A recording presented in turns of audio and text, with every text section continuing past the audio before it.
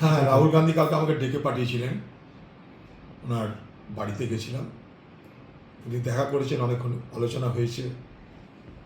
উনি আমাকে এটাও বলেছেন যে এরকম সারা বাংলা জুড়ে নজর দেওয়া দরকার, সারা বাংলা জুড়ে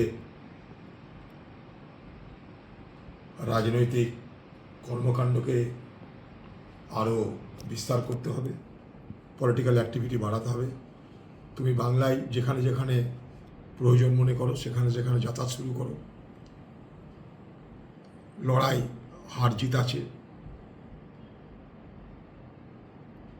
ভালো লেগেছে খুব আলোচনায়, মানে আমার সঙ্গে আন্তরিকভাবে অনেক কথাবার্তা বলেছেন। তাই